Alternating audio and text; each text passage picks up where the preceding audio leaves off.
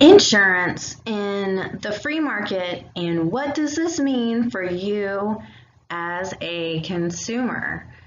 So we're about to get into a pretty heavy subject, and I hope you guys stick along with me. It is totally worth it. I'm going to give you a couple tips and pointers, but it's important information about insurance and buying it in our marketplace, which is considered a free market.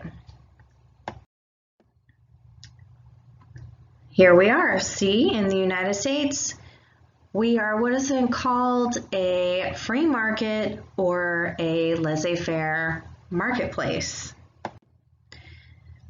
Some of you may be wondering, what is a free market or what is a laissez-faire market? So a free market essentially is an economic system which prices are determined by unstructured competition between privately owned businesses. So basically, there can be multiple different businesses doing the same thing, competing with each other for your attention to buy their product. What does this mean, or how does this interfere with healthcare in our free market system? What expectations do I have as a consumer in the free market healthcare system, and what expectations are expected of me? These are tough questions, and I'm going to do my best to educate you all and hopefully shed some light on the mystery that is healthcare. First, let's take a look at this basic flow chart here for you as a consumer and the healthcare system. Without the healthcare system, or without us, the healthcare system would not survive in the free market. As you can see from the flow chart, we have the business, which is essentially what healthcare is. It is a business. And it flows to us, the household, and then we flow to it because we offer a product and they offer a product to us. So it's a flow chart here. You can see it flows both ways. And you may wonder why. I have it listed like this. Like I said, healthcare is a business.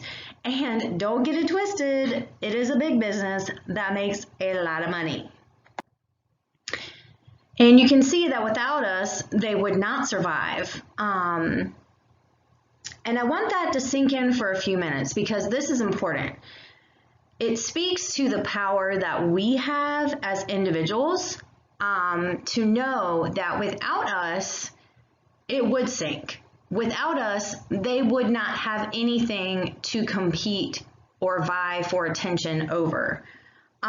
Without the consumer buying into healthcare, it would collapse. There would be no need because there would be no competition, there would be no free market, there would be no marketplace.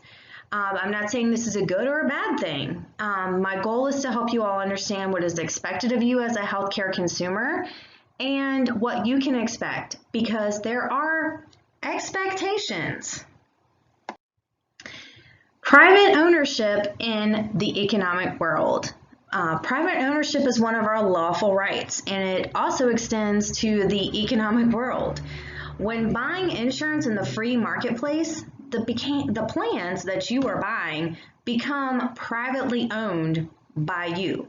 It is yours to do with as you please, but it also means that you are responsible for it. You are responsible for keeping up with that plan, for knowing that plan, and knowing what that plan has to offer to you, the purchaser of that plan.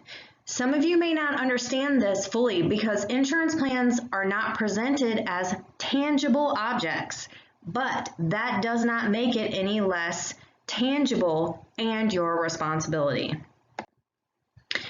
I'm about to blow your mind, and if I haven't already, without private ownership in mind as consumers, it is our duty to be aware of what we are purchasing and how best to use that product we are purchasing and how to protect ourselves. If you do not make this a priority, you can lose money and be overcharged for services. As an example, what is the cost for the average lab bill at any given lab processing blood samples? Same type of blood samples that you take when you go to your primary care physician or any other doctor that you may have that is taking your blood and then processing it to find out what may be going on with you. They run anywhere from $283 to $675. Did you know that there are certain labs that are considered in-network by your insurance company? These labs process your blood for tests requested by your doctor. If you do not request to use a lab that is considered in-network by your insurance company, you would be responsible for the $283 to $675 requested by your doctor. What does in-network mean? Because I'm feeling like we're going to break it down just a little here. So in-network is a term used by insurance companies to explain who has a contract to do business with them and who does not. If your insurance company is not in network with a certain lab preferred by your doctor, and let me tell you, they do select labs that they prefer because it is easier for them when they have a flow of patients that they see in a constant cycle to click the same lab. So then you're stuck with that bill. Now, I know you all may be wondering, why doesn't your doctor know this? Firstly, because of private ownership.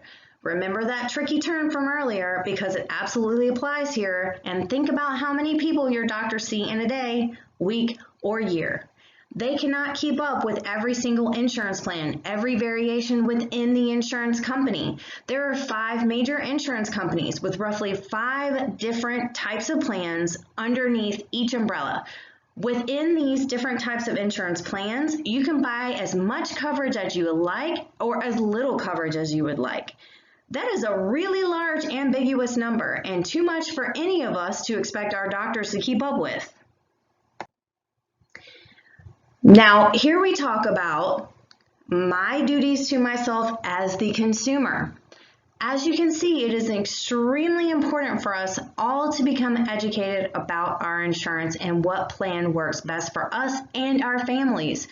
If you are not educated on your insurance coverage, you could lose money, a lot of money, or even get stuck with a very large medical bill. How to avoid these scenarios are: call your insurance company ahead of time and ask what labs are in your network. If you request your doctor to send your blood work to a certain lab, they would be more than happy to accommodate you. Look up your plan on your insurance company's website and see what your coverage is. Know your benefits before you step in that door. It is your duty and right as the owner of that insurance plan you purchased. This is the enlightenment. I hope this has helped you, and I hope it has helped you all to understand insurance in the free marketplace that we live in and what it means to you as the consumer. I appreciate you watching my video, and I hope that you all stay tuned for more informative topics, because these are the type of things that I feel like are really important for us to talk about and for everyone to understand. I am here to bring enlightenment. Thank you very much.